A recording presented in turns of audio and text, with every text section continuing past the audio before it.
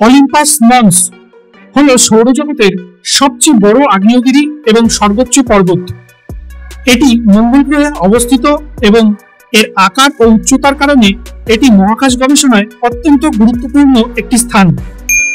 এটি মঙ্গল গ্রহের হার্সিস বুলজ অঞ্চলে অবস্থিত, যেখানে আরো কয়েকটি বিশাল আগ্নেয়গিরি রয়েছে, যেমন অ্যাস্ক্রিয়াস মন্স, পাবোনিস মন্স এবং আর্শিয়া মন্স।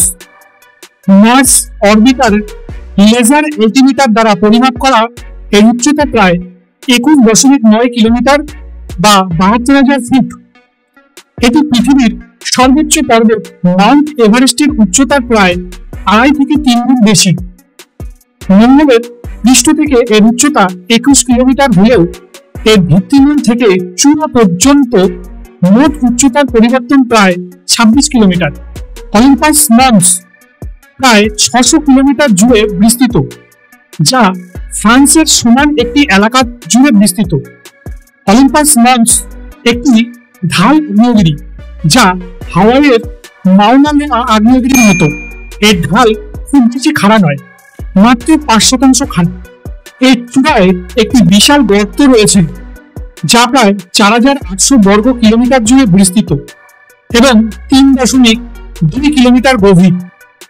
এই গর্তটি অগ্নুৎপাতের পর ম্যাগমা চেম্বার ধসে পড়ার ফলে তৈরি হয়েছে।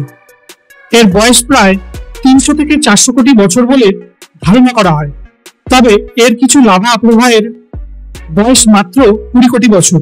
যদিও এটি বর্তমানে নিষ্ক্রিয়, গবেষকদের মতে এটি অতীতে অনেকবার সক্রিয় ছিল এবং ভবিষ্যতেও এর পুনরায় সক্রিয় হওয়ার সম্ভাবনা উড়িয়ে দেওয়া যায় না।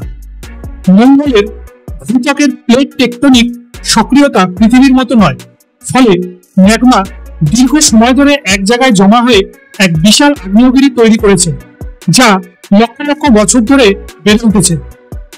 মঙ্গল গ্রহের বায়ুমণ্ডল পৃথিবীর তুলনায় অনেক পাতলা এবং আবহাওয়াও অনেক দুর্বল।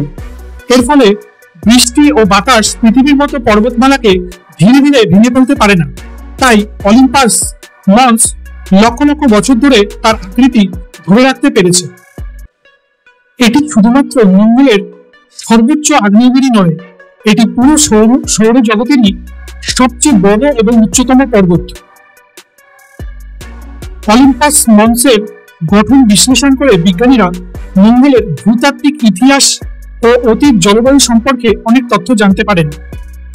এখানে আগ্নেয়গিরির কারণে ভূপৃষ্ঠের নিচে গুহার মতো গঠন থাকতে পারে, যা মহাজাগতিক বিকিরণ থেকে সুরক্ষা দিতে পারে।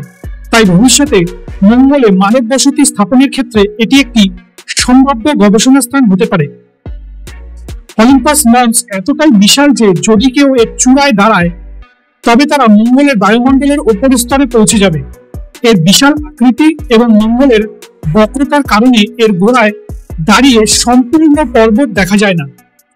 নাসা এবং অন্যান্য মহাকাশ সংস্থাগুলো অলিম্পাস মন্সের বিস্তারিত গবেষণা করার জন্য মঙ্গল মিশন পাঠানোর পরিকল্পনা করছে।